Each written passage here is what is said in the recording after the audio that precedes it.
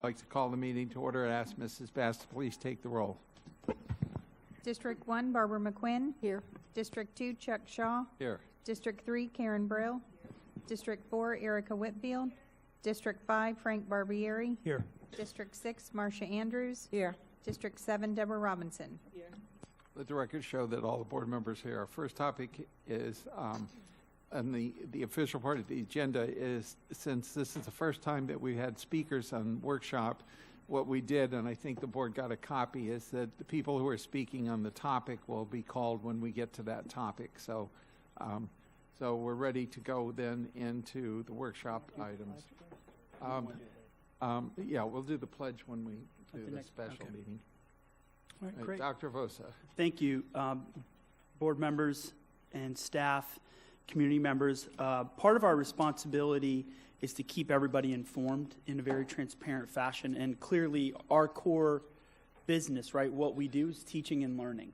And we don't want to wait and provide autopsy data at the end of the year. We like to provide ongoing, what we call leading indicators. How are things going? What's going well? What's not? What can we do to make midstream adjustments? And that's exactly why we provide this mid-year analysis and provide a review, celebrating some of the great things that are happening, but also being cognizant that even in A schools, we've got kids who are not meeting their full potential. And although school grades are important, what's more important is that children reach their full potential and reach proficiency. So I'd like to turn this over to Dr. Christensen, the academic team, and folks who work hard every day to ensure that we're making progress. Dr. Christensen? Thank you, Dr. Vosa. Good afternoon, Chairman Shaw, Vice Chairwoman Robinson, board members. We're honored to share our work this morning and some results with you. I'm joined by a group. We're going to present this to you in the same way we have the past two sessions, last summer and again last January, where we do it across academics, behavior, and climate, because as we know, this is not just about academics, it's about all the different pieces. So I am joined up here with the team. I'll take the first segment, which will be academics, and then Mark Howard, our Chief of Accountability, will be going over the latest data on discipline and attendance and behavior and climate. We're joined as well today because this isn't just about a report out of data. We also want to share with you, what are we doing about the data? How are we building teacher and leader capacity? So we have with us our directors of leadership development. That's Dr. Lori Riopel and Jen Carras, our director of PD. They'll be speaking to you. And then finally, we want to get a view from the ground. What does it look like at the school level on how we support schools that may be at the mid-year diagnostic not doing as well in a certain area, or maybe they are doing well and we need to share best practices. So today we're actually, we have two instructional superintendents that are going to speak to that, and that's Jamie Wyatt from the South and Howard Hepburn from the Glades. So you're going to hear from that group. Again, as Dr. Vosa alluded to, our vision is all about each learner reaching their full potential, not only academically, but social emotionally, and us providing a world-class education for all students. As you know, we got great news, which we shared with you last week, where we did hit our long-term outcome 3 years early of 90%. But we wanted to show you this data, which actually breaks it down by subgroup. This is exciting to look at, okay? So if you look, for example, at black females, they are up to 89.5% as an overall graduation rate. We almost hit our full goal. Again, our gap to goal is 0 overall, but as you break this out across the various subgroups, this is exciting. If you look, for example, at second language learners, females, they're up from 59.7 to 76.5. Male ESE up 7 points and so forth. So you can see how that breaks out by subgroup. Last week we showed you this information, and this is across the large urban school districts, and you can see where we are overall, which is first, and also the difference that has taken place, especially over the last 2 years, a 7-point bump on our graduation rate. Dr. Christensen, I apologize. Can you go back? Just for the record, I want to make sure folks understand. Our goal what we met was 90% of district-operated schools. In this slide, it's a combination of district schools and charter schools. So the charter schools also had seen some improvement, but overall, 85% includes all schools. Yeah, thank you for pointing that out. Absolutely. This data is all the data, so charters and district operated. So thanks for pointing that out. When we break this out by subgroup, we were especially proud of the gains that happened for our black students. If you go back to 2013, again, we were 4th out of 7 school districts. Now we're 1st. And most importantly, look at the bottom of the screen there, moving the gap between black and white students from 21.6 to 11.8. So that's significant improvement. Now, if you look at Hispanic students, you can see we were 3rd back in 13. We're still 3rd. But again, over the course of those 5 years, that's gone up about 19 points. What we feel like we've got to improve, though, you can see that gap. I mean, we went from 10.4 to 8.0, which is still an improvement, but you can see it was somewhat flat. So we can do better here, and we acknowledge that. With our white students, you can see we are 2nd overall, and an improvement over the last 5 years of 10 points graduation rate. This particular slide is compelling because it's actually by high school. So if you look at what has happened over the course of the last 2 years, 2016-17, and then what's happened by subgroup, specifically black, Hispanic, and white students. So I just want to point out a couple schools here. If you look under black students in particular, look at John I. Leonard's graduation rate for black students, 95.7. Okay, you look at West Boca, 95.74. So you can see those particular schools doing an outstanding job and a high graduation rate. Then you look at Hispanic students, particularly Palm Beach Gardens High School. Hispanic students at that school, 95% graduation rate. Also Park Vista, Santa Lucis, almost 95%, folks, for Hispanic students at those schools. That's outstanding. And then if you just look across, you can see those areas that are green. They've shown significant improvement, so you can see the schools that have done that. Now, we weren't able to share this with you last week, but we wanted to make sure you saw this. I'm going to start at the bottom of the screen.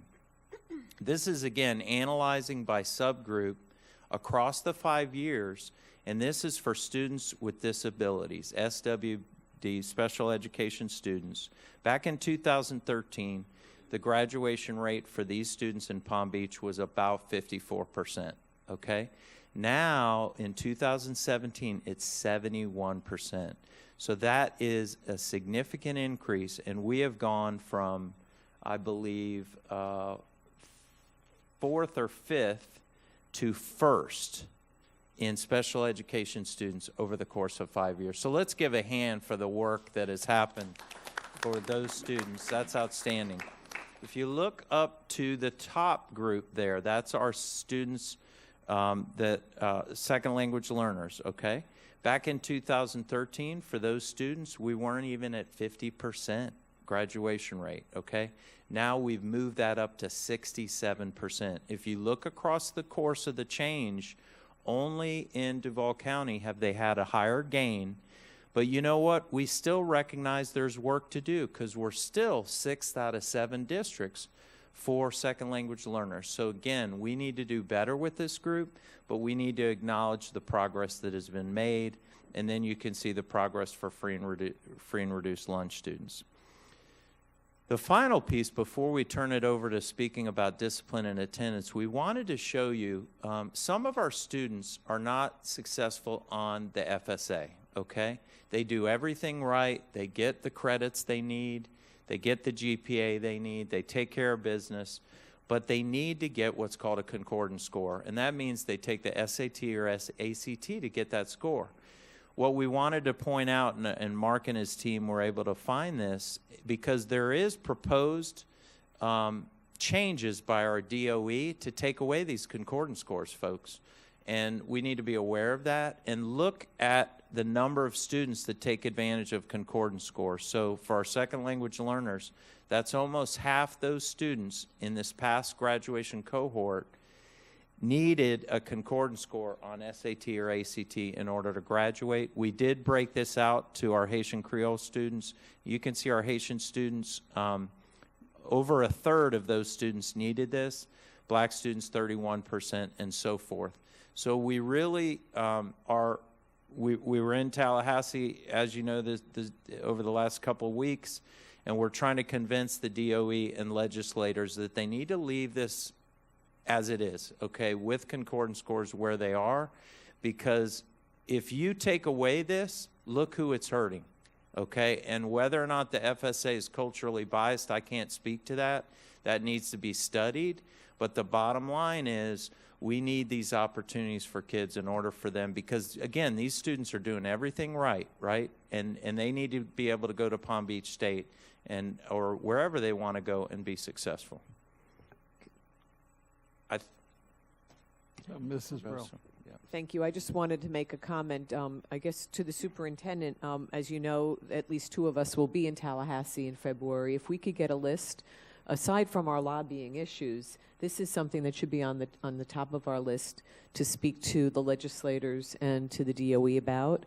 And I don't think it's specified in our list of priorities, but if we could, prior to February 6th, have a list with this at the top, and of course teacher evaluations. Maybe we can massage it if we need to vote on it, but thank you. Mrs. Andrews?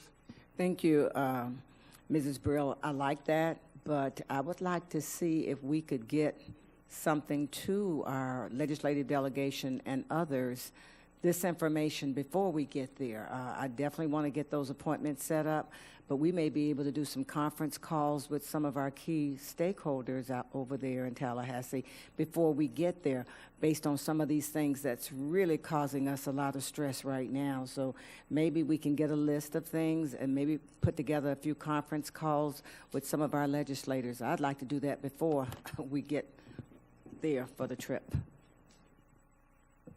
Okay. And what we wanted to show you as well is, as you know, we had no F-rated traditional schools in Palm Beach County. We did have 5 schools that were D-rated, but we wanted to show you the progress of those schools at the mid-year. So you can see Barton, for example, improved almost over 7 points in ELA and math. Gove, I was over there yesterday, terrific improvement across the board. You can see that here is reflected in the data. Northmore, we are a little concerned. They are flat in math and down in science, so we're working on that. South grade, Dr. Arce is our new principal there. She's doing an outstanding job. That is terrific improvement at the mid-year. And then West Riviera, very proud of the progress that's being made over there. You can see 13 points and 6 points. If this type trends continue, these will come off the D list. Again, these are our 5 D elementary schools.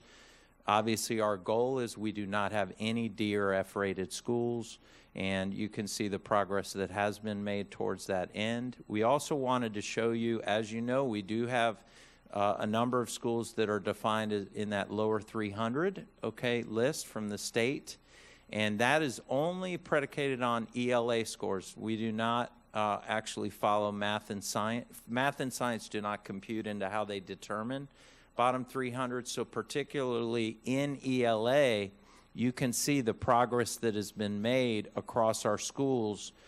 Primarily, it's been forward. Only Rosenwald took a step back, which I did stop by there yesterday as well, and getting an idea of what strategies or modifications they're going to make. But overall, you can see these schools in the bottom 300 are improving in ELA. And we want to commend the progress that has been made. I also want to note here, which I'm sure you see as well, science remains an area we need to improve. And we need to make sure that even in kindergarten, in the literacy block, the reading block, there's no reason we can't use more science content there and get our kindergartners and our first grades excited about STEM and science earlier versus waiting, because it's not tested until 5th grade. So sometimes we wait, but we can't wait on that. We need to get to the science content earlier. We're working on that, but you can see that remains a work in progress. Mrs. Andrews? And thank you, Dr. Christensen. I was over with you at Govon yesterday, and I was particularly pleased that we had put the STEAM program into that school where every child went through that program. And this is the kind of information that, as a board member, made me very proud and excited. And then to see the improvement on these tests, the kids are getting it, and the faculty as well as the students, they're pretty excited because they feel success coming. Mr. Barbieri? Dr. Christensen, you said you were at Rosenwald, but look at the math. I mean, what's going on there? Yeah, we've broken it out by grade level, and actually one grade level they're fine, but the other two they really did not do well. So they're going back to what got them a B 2 years ago, which was essentially change the quality of the small group instruction, because in their double down, they put 2 adults into the literacy block, and they also double down often in math. But they need to group the students a little bit differently, and they realize the need to modify the strategies that they're using in math to make sure that improves. I do want to note, however, Rosenwald did point out on iReady, the data was better, and they felt like when they took the mid-year diagnostic, it was prior to covering certain standards.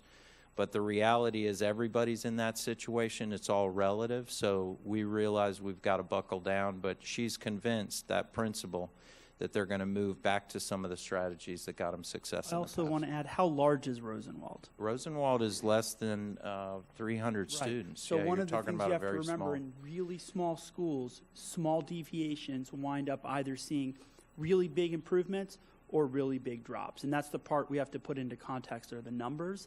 And the other piece we have to remember is that each year it's a different set of kids. I wish I could tell you it's the same kids, but it's not. Many of our schools see this rotating group of children. Mrs. Whitfield?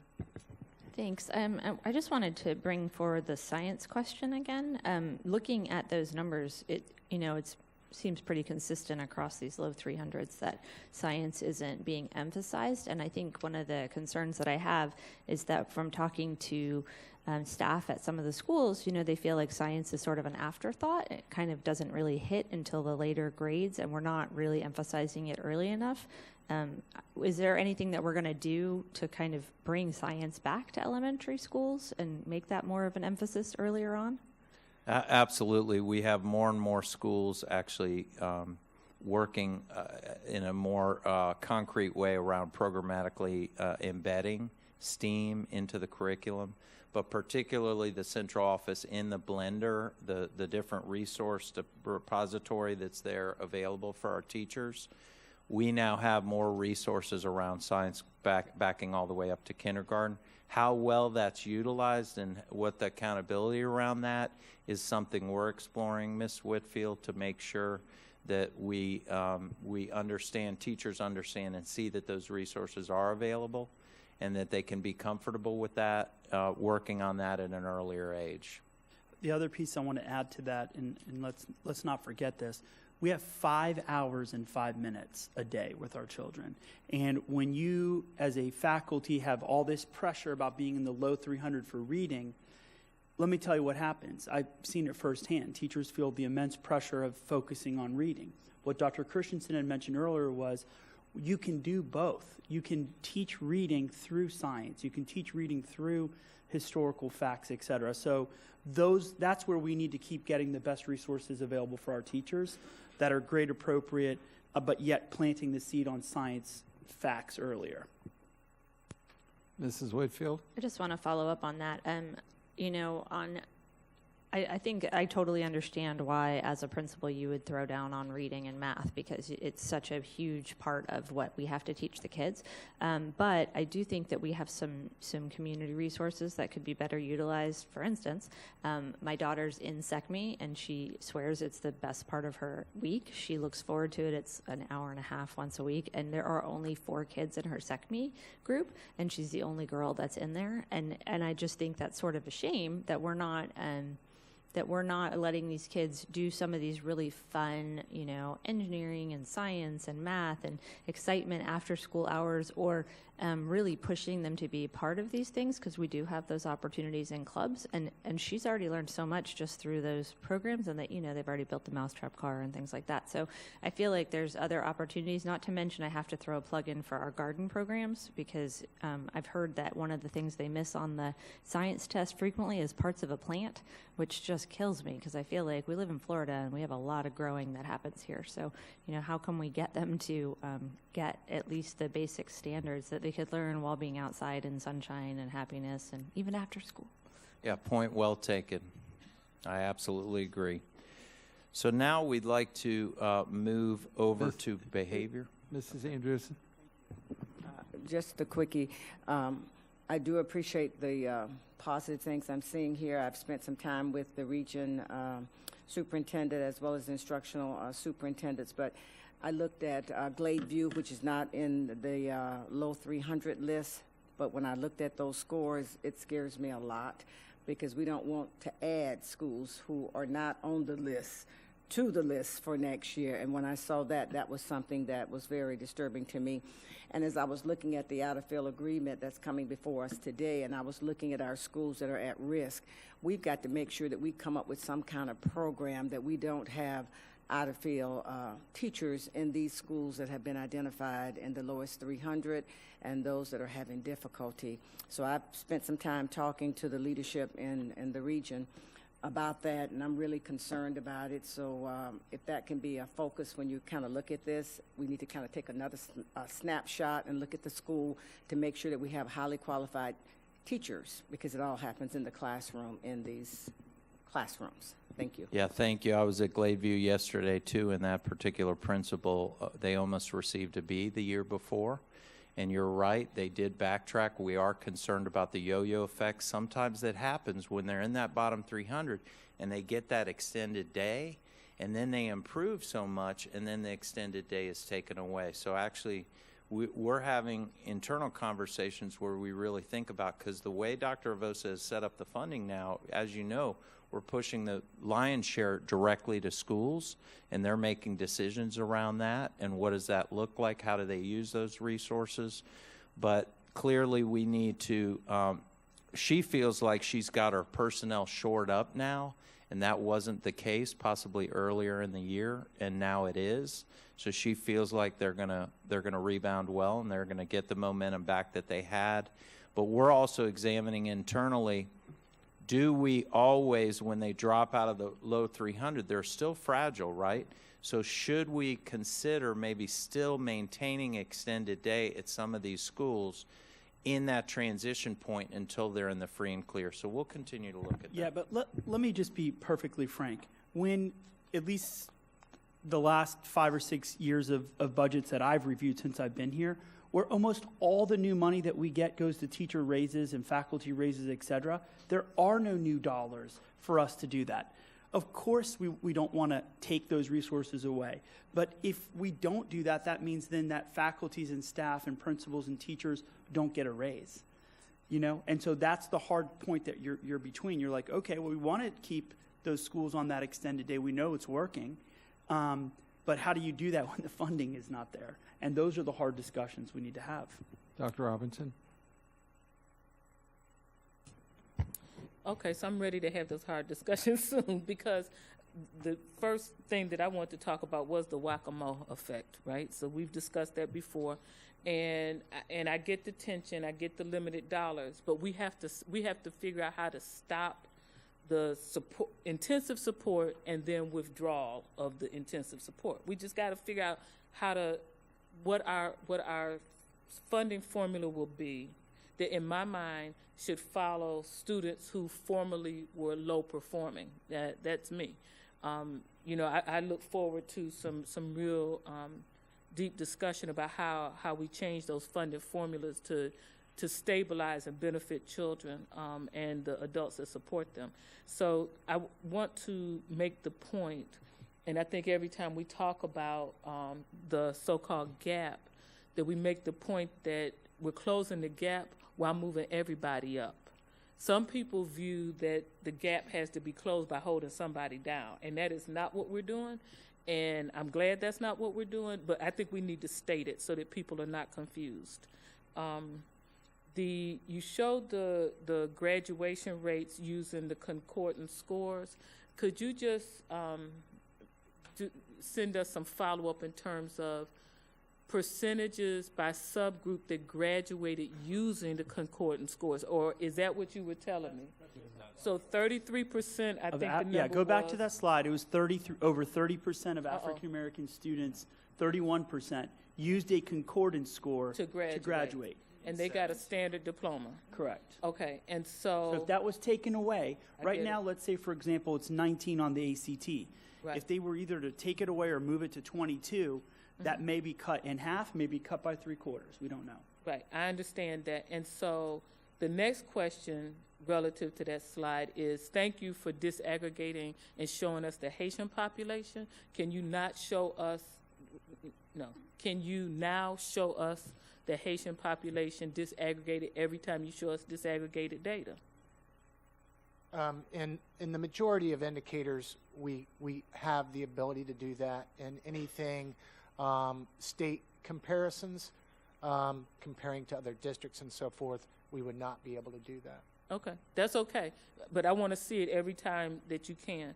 And then just two more points. One is, when I visit schools, I see academic tutors in many of the classrooms, which I think is fabulous. I think it is fabulous, and I think that every academic tutor that's doing a good job, we need to have HR there recruiting them and plugging them in to go back and get their bachelor's, because they have tested us and we have tested them, and we need to have them on board as teachers who already, they can walk in without any surprises, right? And so I think that that's an excellent model. But then, and my last point is, also in visiting schools, I just see a big difference in the level of, I think, I want to say, freedom and creativity, right? And I realize that, as you mentioned, the pressure that's on the school administrators and the staff at schools that are on whichever bad list we're talking about, whether it's low 300 or whatever, right? And all the intense pressure that's on them, right? But somehow we have to stand in the gap so that they can, again, the adults can find their passion and creativity. You know, Mrs. Whitfield mentioned gardens. You know, I've mentioned gardens to some teachers who were in these circumstances in these really high-pressure schools, and it's almost like, you know, their hair stands up on end, because, like, how am I supposed to do that? Well, we're supposed to help them find their creativity and say, here's ways that you could be more creative and still teach the children, because we're beating and flogging the adults and the children. And so what I see in some schools that are under this intense pressure is just a loss of passion by everybody, right? I mean, there's pressure, but there's not passion. And that love of teaching and learning, the system, I know it's not us, but we're standing in the gap. We're the ones who have to find the way to alleviate that pressure so they can find the love for teaching and learning again. And I'm talking about the adults and the children. And the gardens, that's like a no-brainer to me. Like, why don't we just, you know, everybody should have a school-based garden. But so my request is that we continue to focus on this creativity, because it's in some schools, but it's not in the high-pressure schools as much as it should be. And those are the very children whose life is high pressure. Right. Mrs. McQuinn and Mrs. Whitfield. Okay. It's me. I have one. Going back to our traditionally low-performing schools that do yo-yo, often going back to when we pull their support, such as extended day, I would like to know, as we develop the budget for next year, what is the actual dollar amount for those schools? And I understand, obviously, it is a priority for all of us to have teacher raises and all other staff member raises. That's a huge number. I don't think I would see the other support for the schools. To me, you have to be 3 years performing on par before we would pull support. I would very much like to see those actual numbers, and then we may have to say, what do we give up? But we can't do that without the actual dollars. Mr. Burke, I think it's about $6 million that we had budgeted, but you want to check for us, please? At some point, we'll get that data back to the board. Thank you. Mrs. Whitfield and Mrs. Andrews.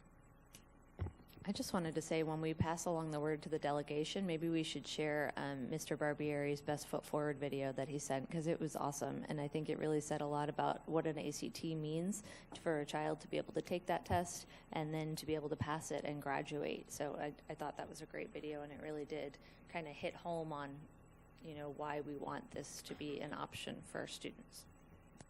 Mrs. Andrews? Thank you. As I've been visiting schools, one of the things that came up from principals and others, we have a shortage of the academic tutors. Some of the schools are still waiting. I'm thinking that there needs to be some kind of recruitment or special marketing piece to make sure that we can get those positions filled. Some of the people said they're still waiting to get their person cleared, or they just don't have anybody right now. And I don't know how it's marketed out into the community, because you get them at different levels. Some of them could be just out of high school. Some could have college experience. But I don't know if people within the community truly know that we have a need for academic tutors. So if we could kind of put a little something together to get out there and do a quick marketing pitch so that we can get some top talent to get into classrooms, it would make a difference. Those classes I have viewed over the last few weeks that I saw the academic tutors in, I was pretty impressed. So if we can get those filled, that would be helpful. Okay. All right. Okay, we're going to move forward now, and Mr. Howard's going to speak to attendance and discipline. Thank you, Dr. Christensen. Good afternoon, board members. As you know, attendance and discipline are tracked in our principal supervisor dashboard. Those are close to real time. They're updated daily. And we are tracking 3 important benchmarks in student attendance: 11 plus, 15 plus, and 21 plus. And what we're looking at is chronic absenteeism, which is different than truancy.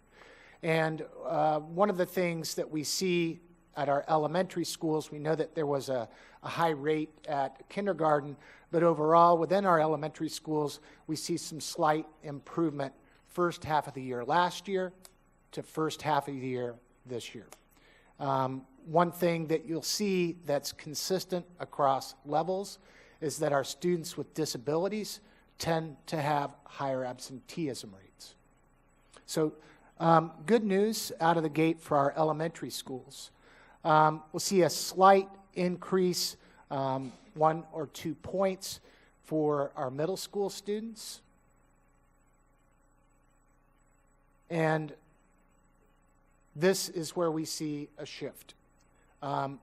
Each one of the subgroups and genders for high school attendance appears to have gone up on both 11 plus and 15 plus and 21 plus days.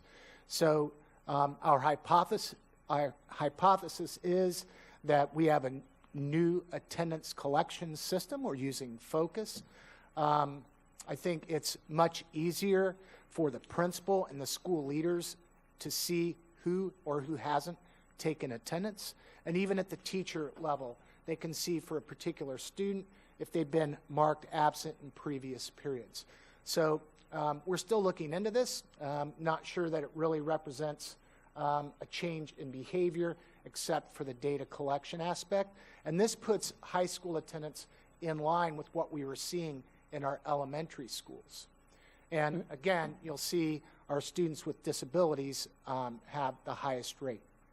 I have a quick question and some information, and I know you wouldn't have it today, but I would be curious to see if when we look at student attendance information, whether or not a good percentage of the students who fit into those categories may be some of our homeless students. And I understand that the number of homeless children in Palm Beach County is increasing.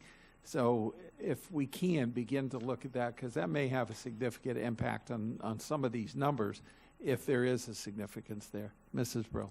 Thank you, and I have a question. And I wish that we had a more robust hospital homebound program, and that might be on my radar later on. But with ESC, we know there are some circumstances where no matter what we do, it's not going to improve their attendance if there's a medical health issue. Are we, when we do see chronic absenteeism in a student that's not being rectified, are we talking to the parent about hospital homebound, if that's something appropriate? Because I do know of one instance that the parent has no idea that that's something they can look at and the child's been chronically out.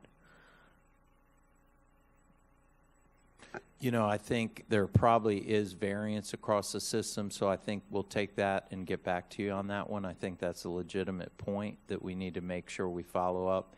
We have gone through, and I think you're aware of this, we're entering into a cohort of big districts studying attendance patterns, and especially in our current political climate, you know, some trends have changed around attendance and whatnot, but what are some strategies and best practices? So we've now moved into a 3-year cohort being facilitated by Harvard University called Proven Ground, where we're going to try to really examine how quickly and responsive we are in regards to starting to see that kind of chronic behavior in regards to them coming to school, and what do we do about it?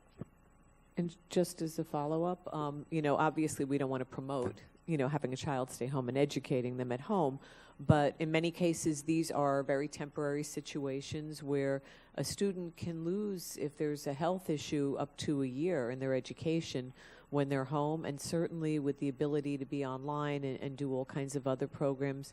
You know, I'd like us to maybe it's a private meeting that I need to have with you to talk about how are we implementing hospital homebound, and what can we do to keep these children on track so that ESC graduation rate continues to rise. Thank you. Thank you. And then we'll take a look at discipline. What you see in elementary schools, flat mid-year to mid-year. Again, this is a leading indicator that's also tracked in our principal dashboard. As noted before, we do see some disparities. ODR stands for Office Discipline Referrals, ISS for in-school suspension, and OSS for out-of-school suspension. In middle school, for our black males and black females, this is pleasant progress. See 2 and 3 percentage point declines in the referral rate, and slightly down in out-of-school suspensions. And at the high school, essentially flat. You see a 1-point fluctuation in school or out-of-school suspensions, but the rates at least remain stable. They're not going up, but again, I think more work to do in this area. And I'm going to hand off to Jen Carras and Lori Ripel. Dr. Robinson? Before the handoff, just a couple of questions. So does the student have to be absent all day to be counted as absent in these calculations? Yeah, currently that's how that works, right? It's absent all day to be counted daily absences. Okay. And then I believe I'm recalling this correctly. We looked at some absentee data and calculated that, as I recall, 1/3 of the absentee days for black males in middle school was due to out-of-school suspension. That number was 23% for middle school black males. Okay. And just to clarify for the remainder of the board, we looked at the impact of out-of-school suspension on attendance. So if you've got a high absenteeism rate, is out-of-school suspension contributing to that? So what we saw at middle school is 23% of the absences were as a result of out-of-school suspension. And then one more. thankfully the numbers were not high, but we looked at that data and saw that there were out-of-school suspension days for level 1 offenses, which by policy should not have out-of-school suspension. So, and that was disproportionately impacting black males, as I recall. If I'm recalling anything wrong, you tell me, but Yes, ma'am. the real question is, and so after we looked at that, what are we doing about it? Have we had a conversation with principal supervisors and principals about, level 1 is not out of school? So we have these meetings with our principals, PLAs, and Mr. Oswald, Dr. Christensen, and others brought that up and reminded everybody that that's not acceptable. And we continue to support them through what options they do have available. So we are regularly monitoring that and speaking with them and holding folks accountable. The reality is, with hundreds of people who have the authority to discipline, you do get some variation, but they need to.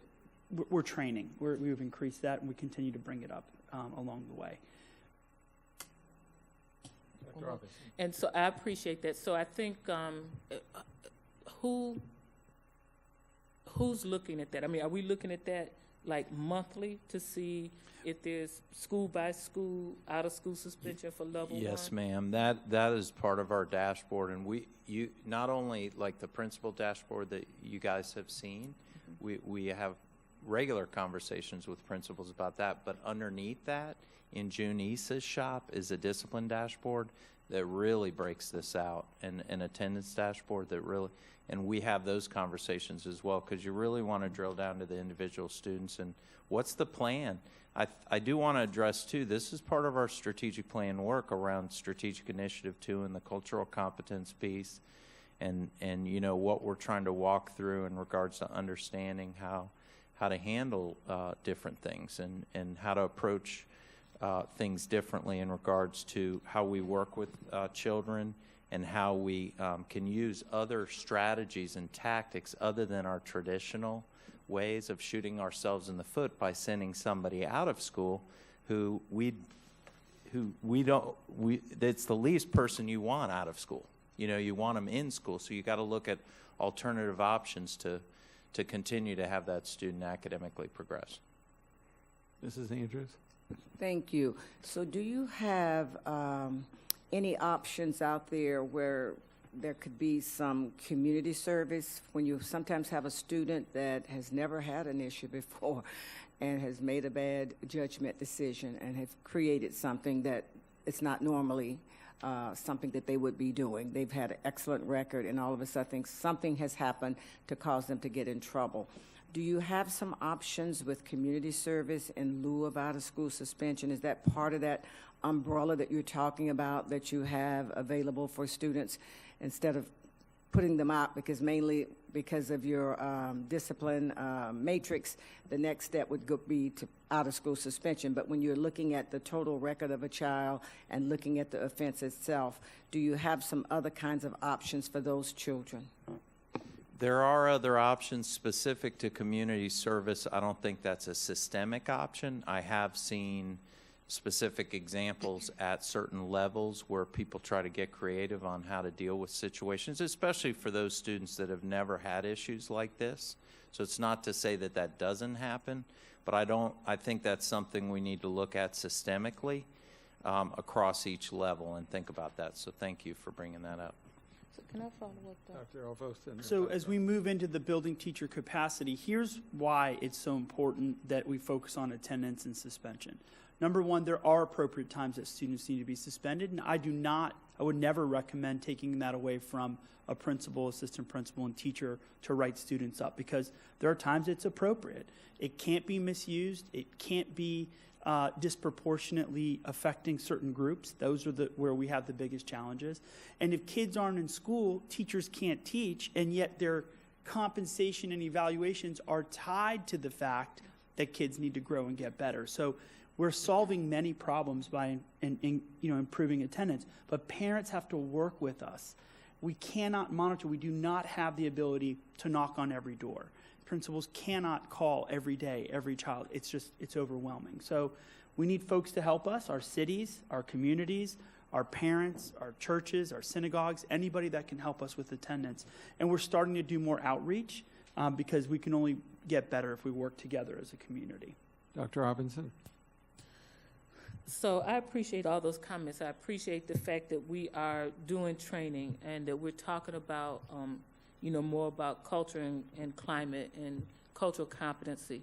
But I just need to be clear. So when I harassed Mr. Howard about the numerators and denominators, and I'm looking at the out-of-school suspensions for level 1 offenses, and if I see at school X it's not going down, who is it I'm talking to?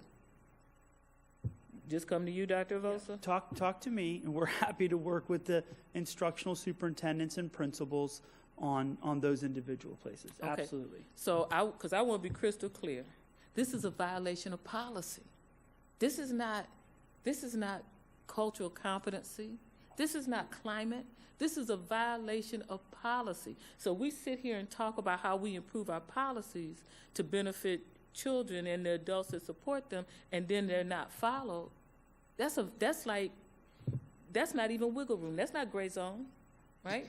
And so I'm just hoping that specific people are looking at that, the level 1 out of school suspensions by school at least every month, so that there is a specific one-on-one conversation about how did that happen, why, and these are the highest level offenses. That data's been cleaned up. This is not somebody who had a level 1 and a level 3. This is only level 1 we're talking about. At JFK Middle School, we had an academic cabinet meeting, and we actually addressed that very issue. Junice and Dr. Ruiz brought forward data by school where you had level 1, level 2 situations where students were getting suspended, and it is a violation of policy, and we're saying what happened, okay? What's going on? How do we change this? And those are real conversations that we're having on the ground, but we are dealing with that, and we understand that. We're looking at it. All right. Well, good afternoon, board members. Thank you so much for the opportunity to share with you today about our PD and leadership development redesign. So, let us start. Our main question that we're looking at answering is, how do we lead culture, systems, and instruction to improve standards-based teaching and learning? We are currently in a new phase of PD redesign based on these 3 levers, and we're working through aligning our systems using single school culture and personalized PD to really, I think, meet the needs of all of our teachers and our leaders in their professional development. So across our strategic plan, we have several initiatives that are part of this redesign, and we've highlighted them across in the larger scope so that you can see that they permeate the entire strategic plan. They're not relegated to one section or another. This is a closer look. We're looking at initiatives specifically 1, 2, 7, 11, 12, 13, and 14 in order to meet our teachers and our leaders' needs. So we're covering all areas of the strategic plan with Mrs. Carras and my departments. Thank you. So when we look at, PD redesign, we're really looking at 4 main areas to focus. We're looking at how do we grow and support teachers, how do we grow and support aspiring leaders, school-based leaders, and school support, including our secretaries and those of us that are working out in the regional offices. Mm-hmm. To begin, we really need to have a clear systemic message around the idea of our single school culture 2.0, which is Initiative 7, really focusing on academics, behavior, and culture. And climate. So how do we do that? How do we create a system of shared beliefs, consistent messaging, and deliberate practice? Well, it's by coming together in a collaborative format, sharing best practices, what's working in my classroom, what's working in your classroom, and having honest conversations about what our students need. Realizing that we are working with a very diverse district, and each of our regions have different needs and different understandings and supports that they can offer. Some of the systems we currently have in place are our Palm Beach model of instruction, our professional learning communities, and Dr. Christensen mentioned Blender and the need for guaranteed viable curriculum that is available to support our teachers 24/7. So we begin with looking at our professional learning communities model, where we are unpacking standards and truly teaching to the rigor of the standard at each grade level. Then aligning it to our instruction and determining what does it look like. If I'm in a classroom, how do I know that the teacher is teaching to the intent of the standard and the students are actually mastering that standard?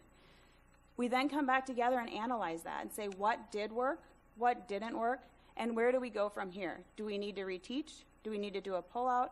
And how do we support our students for individualized learning and individualized professional learning? We talked a moment ago about Blender, and Dr. Christensen alluded to that. This is a repository of resources that helps to ensure the PLC process actually works. We have our standards, we have lesson plans, scales, and this is available for our teachers anytime they could possibly need it or want to access it. We also understand that there is a value to empower our teachers and to build teacher leaders. Not every teacher has the aspirations of serving as an assistant principal or a principal, but they are truly leaders on their campuses and in their communities. And one way in which we do that is through our ESET 2 initiative, Elevate, Celebrate, and Empower Diverse Teacher Voices. Tomorrow, we actually have the opportunity of bringing all of our teachers together that are involved in ESET 2 and having a conversation around how do we empower, and what is our digital footprint, and how does that impact us as a teacher leader? There is also a need for ensuring that we retain our teachers that we hire, and we need to provide support to them through our educator support program. This year, we launched what we call an Ed Camp, an on-conference style professional development where teachers had ultimate voice and choice. They came in the Monday after Thanksgiving, choosing from a variety of topics that they needed support in. We did not say, these are things that you need. Rather, they came and said, these are things I want, and we provided facilitated options with 30 different experts to help guide them, support them, and give them those tools and resources they needed so that they didn't have to wait. Furthermore, this year is our first mid-year Teacher Fest. We had a great success in August supporting the induction of 1,100 teachers. However, we weren't fully staffed when we started school, and therefore realized we needed to support our 500 to 600 teachers that had not yet set foot on one of our campuses. This Saturday, we will have approximately 150 teachers attending our mid-year Teacher Fest, where they will receive those same support and induction services that we provided and resources in August. So they're not waiting till next August as they historically would have. They're getting it now. So in addition to all of the support for our teachers, we find it really necessary to look at our leaders and their professional development, from our principals to our principal supervisors. I'm really excited to share with you a new program that's part of a grant that we're involved with FAU through the Wallace Foundation, and that's the development of a master's level curriculum. We've named it Exec, Leadership for Excellence and Equity. We just selected our first cohort and had our orientation. And it's really specified to the needs of Palm Beach County. It's going to be taught by Palm Beach County adjuncts, folks who work in the district, so we'll know the Palm Beach way. And it's really going to look at things through the lens of social justice, equity, and SEL. This is the theory of action. I bolded the words that are pertaining to Palm Beach County because there are 3 districts working in conjunction with this grant.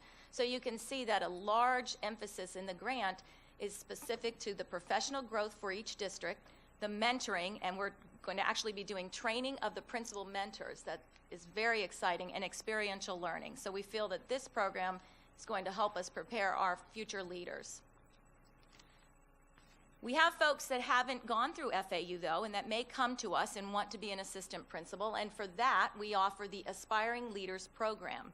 The Aspiring Leaders Program, once you have your certification, is based on the Florida Principal Leadership Standards, and the focus is really instructional leadership. So we hit a variety of topics with the real focus being, how do you be an instructional leader, and how are you effective at that?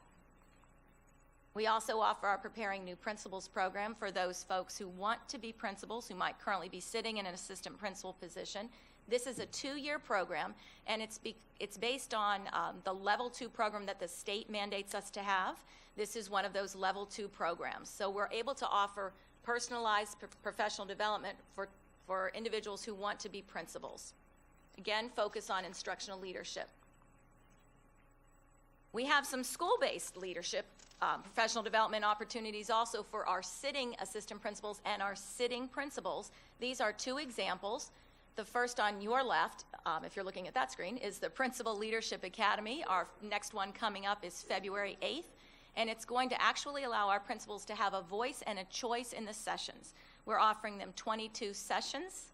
We have a variety of topics so they can really hit the needs that they feel that they want to work on. They'll attend 5 sessions throughout the day with the opening session in the beginning. We do the same thing at Leaders Learn and Grow, which is a quarterly program that we offer for our assistant principals. There's a variety of choices. They select and move through. We've had tremendous response to that this year. And it doesn't stop there. It continues with district leaders. One of the things that we've observed and noticed is the fact that here at the district office, we need to take time to learn and grow and collaborate. How can we effectively and efficiently support our schools and our communities if we aren't having internal conversations and growing together and learning? And so in February, we will launch our first District Leadership Academy, which is following the same platform as our Principal Leadership Academy, where every director, all the way up to Dr. Avosa, has been invited to come and participate in professional learning communities, have conversations about how do they fit within the strategic plan, what does it look like when they're out supporting schools, and how can we work more efficiently and effectively and have conversations outside of these walls to support our schools.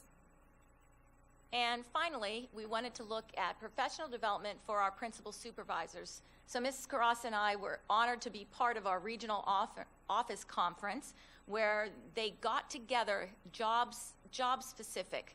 So you could actually have some collaboration among folks that were doing the same job as you related to different topics that you needed for your own professional growth. That was very successful. The next one's coming up in March. We have now presented to you our professional development and leadership development. Thank you. Okay, thank you. Now we're going to move forward with Jamie Wyatt and Howard Hepburn. And previously we called this like a principal supervisor model, but we're really reassessing how we refer to this, and it's more about principal support and empowerment. Thank you, Dr. Christensen. Good evening, everybody. Like Dr. Christensen said, me and Ms. Wyatt, we're going to review the support and supervision model. We visit schools as frequently as weekly to support our principals and instructional leadership teams. We also meet as regional instructional superintendents in vertical and horizontal PLCs to calibrate our work to make sure we're consistent, discuss common issues and problems of practice, and also to share best practices amongst ourselves. We also, in our principal portfolio meetings, we facilitate focused collaboration just to ensure that our principals have some great opportunities to build leadership capacity. Our themes of support guide our work. Our support and coaching is categorized in these 3 themes of support of culture, systems, and instruction. This helps to facilitate a systematic approach in building leadership capacity with our principals and instructional leadership teams. Our coaching and support is personalized and differentiated. No 2 schools receive the same like support. It is based on specific needs of the schools. Due to our weekly visits, we can identify those specific needs that our schools have, and those needs are identified by reviewing progress monitoring data, observing best practices, leadership and teacher practices, deliverables, and also reviewing stakeholder feedback from our folks in the communities and those folks outside of our schools that are actually providing additional support to our students. So the heart of our work is really at our school visits. In year 1, we really had to spend some time establishing relationships with our leadership teams, principals, teachers, and we really had to learn the culture of the schools. So now in year 2, we've established that we were really able to hit the ground running and dig deeply into the work quickly.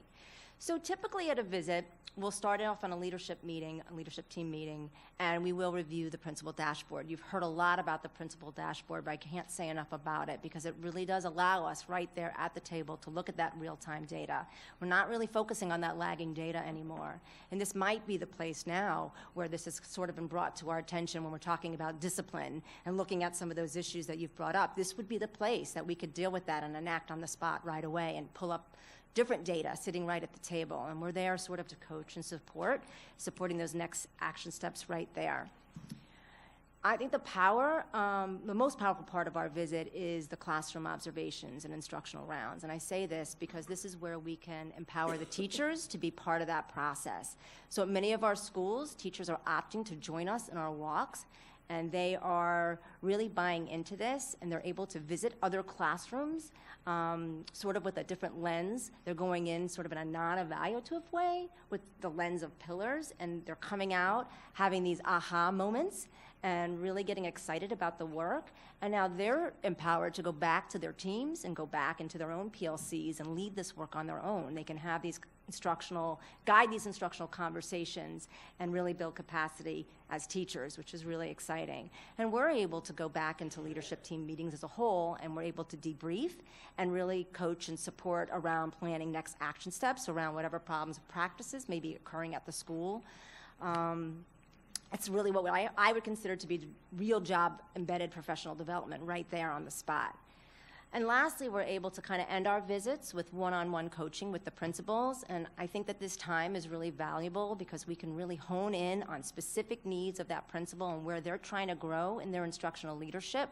So whether it might be their deliberate practice or, we kind of look at the school year in seasons. So we might have the season might be the season of goal setting or the season of testing or the season of data to SAG or master scheduling, whatever those seasons whatever challenges and opportunities kind of come along with that, we're able to kind of sit and give them that time to really coach and support and help brainstorm around that. So this you've seen quite a few times. We're just putting in another example of that principal dashboard that's sitting in front of us and the leadership team, which really, like I said, is that real-time data. This is a secondary example. Really focusing on the discipline and the attendance, and at the secondary level, focusing on those core Fs. So that's just another example of it. And I know Dr. Christensen has brought up many times that many districts are sort of looking at our principal dashboard and trying to mirror that in their own districts. Another part of our work revolves around our monthly portfolio meetings, and this is where the regional and instructional superintendents are able to meet with their own portfolio of schools. And I have to say that the biggest surprise of these monthly portfolio meetings is I don't think we realized how close our principals would become. They're not working in silos anymore. So while we visit different schools each month, we're able to conduct instructional rounds together, and we're able to really calibrate their thinking around the work and get down and dig into the work and process around common problems of practice, sharing out best practices, looking at what's working and not, and really digging into the work. And we're really getting positive feedback from that. And we're creating sort of this network. So now, even outside of those monthly meetings, we're seeing principals sharing things across and really reaching out to one another. In summary, we just wanted to point out some successes, some challenges, opportunities, and some next steps. First of all, success. As you guys referred to, we are raising the bar and closing the gap, both. And closing the gap specifically, highest graduation rate for Black and ESE students of the large urbans. Proud of that. You saw the systems and structures for teacher development we have currently set up. Obviously, it's a work in progress. We need to get better, but you can see those are obviously improving. And then systems and structures for leadership development. We're really excited about this FAU exec program as a leadership pipeline for our future leaders and principals in coming forward. And then increase enrollment, participation, performance, improvement across the landscape of our college-level courses, AP, ACE, IB, Industry Cert. And then there is a success around our collaboration with CTA through JANC, professional development. Challenges, opportunities. How do we build capacity of instructional leadership teams? And later on today, we're going to talk about the teacher evaluation system. How do we work together to calibrate to be effective in building capacity in how we evaluate our teachers? Transition, and the opportunity to do that, by the way, is transitioning from a 60-element model to a 22-element model. That's going to be a transition that's going to occur. We've got to improve graduation rates for ELLs. Even though we improved the most over 5 years, we're still 6 out of 7. This future of concordance scores, we need your help with that. We need to work as a team to express to the DOE and our legislators the need for that to continue. Elementary literacy, we do want to eliminate these lower 300 elementary schools by working in ELA. We do have a pilot in literacy pre-K2 called CKLA. Some of you have seen that. Attendance and discipline, you heard the challenges and opportunities there. Some next steps. We really have an opportunity to work collaboratively at a whole nother level with CTA, our teachers, and across our leadership, to launch, train, and implement this Palm Beach model of instruction, which is called a focused model for a purpose. It's really focused. It's not all over the page. It's down to 22 elements that are most connected to the Florida standards. We do need to improve the quality and fidelity of ELL programming, improve the quality of what's happening across our professional learning communities as teachers collaborate, develop, successfully implement how we approach SEL development, okay, at all levels to positively impact, obviously, attendance and discipline. And we have been working across elementary, middle, and high on what's called the core actions, which is complex text, complex tasks, and complex talk. What does that look like across our system? And finally, our next step is that systemic approach to continuing to work together to build capacity in our principals and leadership teams to effectively coach, accurately evaluate, and most importantly, work together with teachers to coach and support them. Thank you. Thank you very much. Before we conclude this workshop, there is one thing that I'd like to ask staff to do, and I think it's based upon some of the conversation that the board had today related to the concordance scores. Not only will Mrs. Andrews and Mrs. Brill be involved in dealing with it in Tallahassee in a couple weeks, but I'd like to ask if we could also do a pretty aggressive campaign of notifying some of our partners out in the business community and others that all have interest in this issue so that we can get some advocacy from them in the importance of the concordance scores. So if we could do that. So, Dr. Robinson. So I can't let you get away without a few questions. So, so the first thing is, I like all the words. You know, I love the word social justice. My question is, who's going to train these future leaders in that realm? Because that has not historically been part of Palm Beach County School District's focus. And so if we're having Palm Beach County School District folks do the training, who's training them? Right. I'm going to ask Dr. Ruiz if he could step forward, and possibly Dr. Ripel and Ms. Carras could address this initially, but this is part of the work of Strategic Initiative 2. Dr. Avosa. Yeah, Dr. Ripel, why don't you add some context, and then Ruiz can jump in as well. I can speak to the FAU, the exec program. So we're in process of writing each of those courses. Each course work group has a representative from each of the 3 districts plus an FAU person overseeing it. And then there's a guiding group that we're part of. Some of us are part of a curriculum development committee. So we took the standards, and now we're making sure that each course that's created has that lens of social justice. There is a class actually titled that, but it's got to be permeating through every course. So the FAU faculty members, who are the course work group heads, make sure that that goes across the continuum of courses. The same with social and emotional learning. So that's how we're kind of balancing. That's that check and balance point for the exec program. So I want to add a little further onto that. One of the benefits of this, so typically you would go to get a degree somewhere, then you'd come back to the district and do another, 2-year program? Yes, sir. This will expedite that. So what we're saying is, let's make sure we're weaving in the language, the priorities, the strategic plan, so that when folks take these leadership roles, they're not having to spend another 2 years. They actually come in already understanding what our areas of primary focus are. Dr. Ruiz has been working at the national level with some equity institutes, learning really how other large districts who may be out a little bit ahead of us, and now at this point we're getting calls and folks are asking us how we're working on it. Dr. Ruiz? Yeah, so Dr. Robinson, as part for myself, I'm part of the Racial Equity Leadership Network with other superintendents and district level folks that really partner with the Southern Education Foundation and with the Racial Equity Leadership Network and really talk about best practices and really understand that work and dive deep. At the district level, what we are going through is that train the trainer model. So through Glenn Singleton's work, really that courageous conversations, right? We're partnering with them for the first few years, but then how are we sustaining the work for the folks here to train further along down? And so that's what we're trying to do, training those folks within the district. We also have trained teachers through the courageous conversations piece. They've been trained as fellows. We hope to do more of that so they become the trainers of that. And that's just one group. I mean, we have REI training. We have contracted with those folks to really help us and give us that insight. So we are, those folks that are doing the work, have shown research in the work, are getting trained on that and bringing it down to us. And then we are kind of building the capacity so that we can then further along down to our principals and down to our teachers. The only thing I would add is in February, we're bringing forward an equity policy that this board can really consider.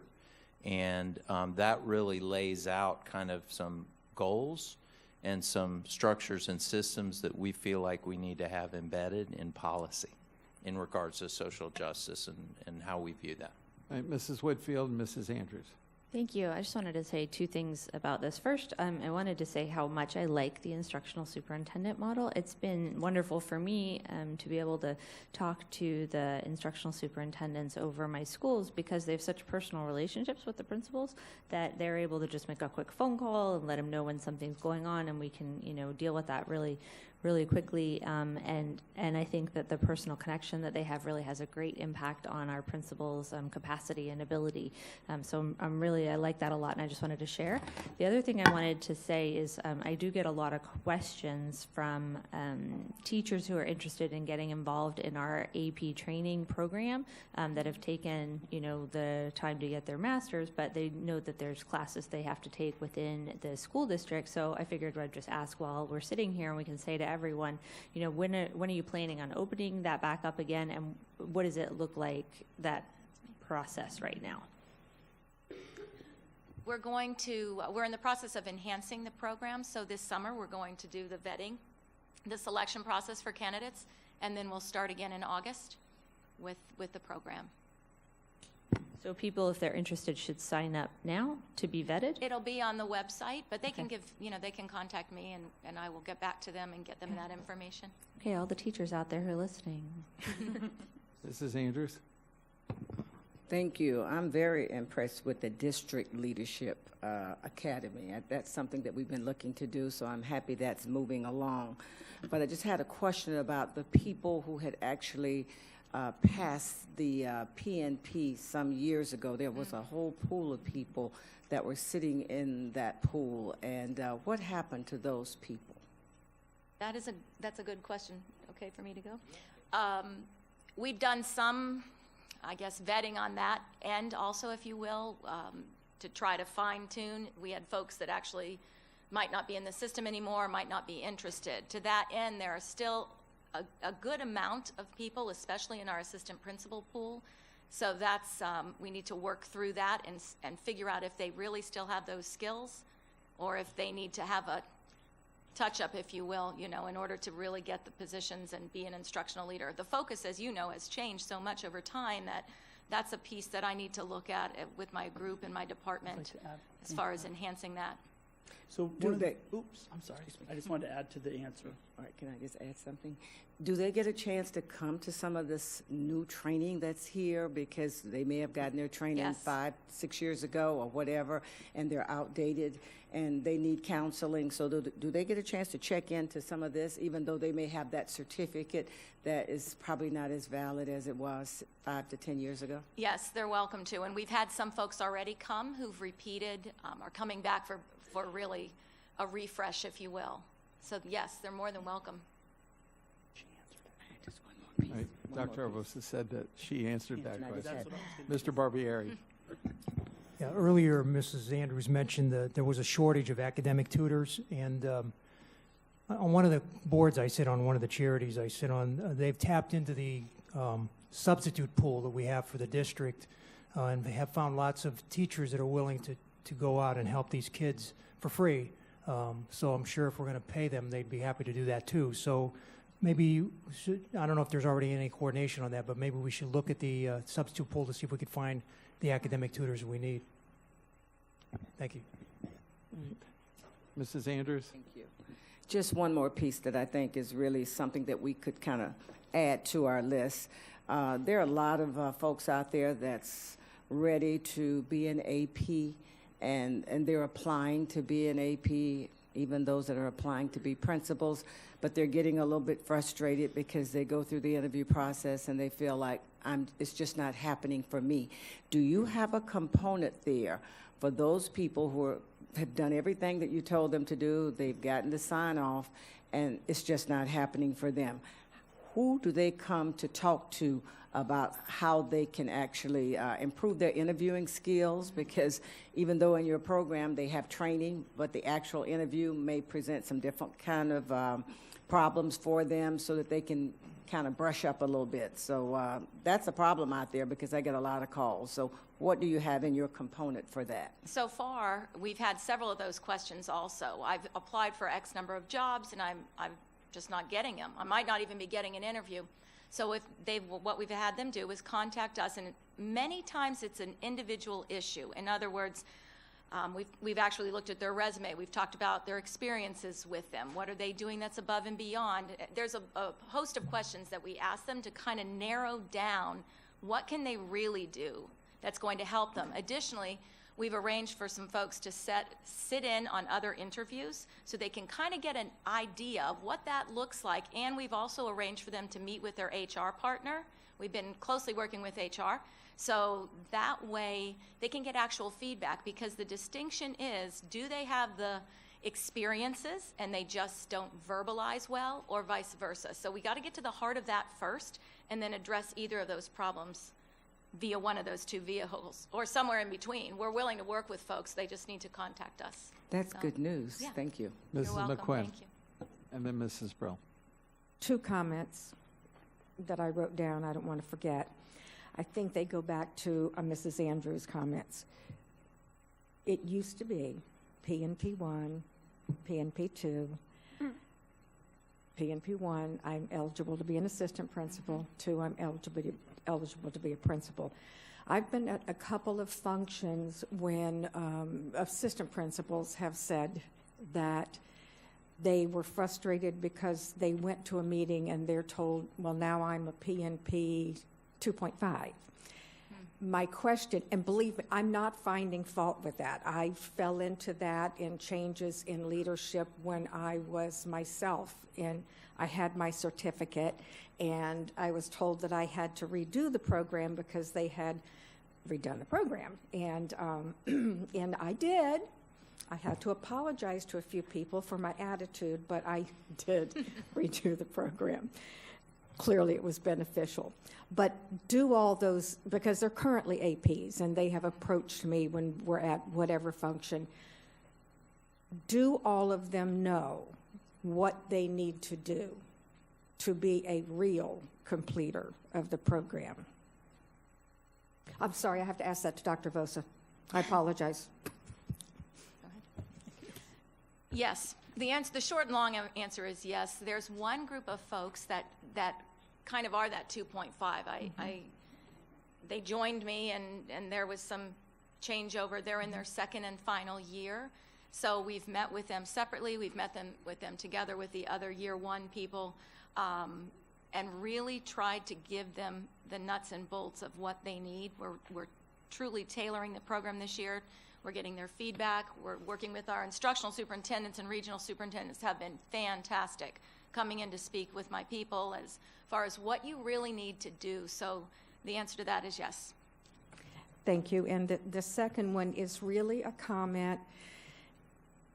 And I think it's important that we communicate. We have a pretty open system of being qualified. I think it's rigorous.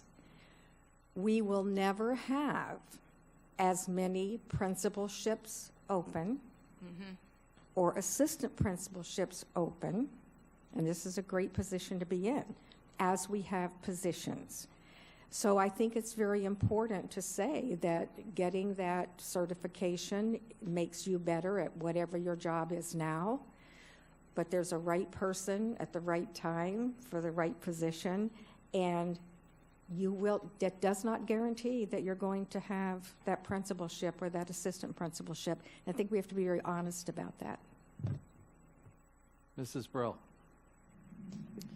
Thank you, and I just want to thank Mrs. Andrews because I get those same complaints about people who have gone through the process that are just not getting anywhere, and we do need that component, whether, they know it's been suggested in the past having mentors to work with them, but there's nothing more frustrating than trying to advance and feeling that you're just not getting anywhere. So I appreciate that. To Mr. Barbieri's comment regarding the academic tutors and using substitute teachers, I'm going to use this moment, although it may be inappropriate, to say that we need to start paying our substitute teachers more. And I know that that's going to be looked at, but, they are grossly underpaid. And our children will continue with their academic progress when teachers are not able to be in the classroom if we have quality substitutes. And, it's something that I think we need to look at. It does fall into this whole picture. So thank you. Thank you. Dr. Robinson.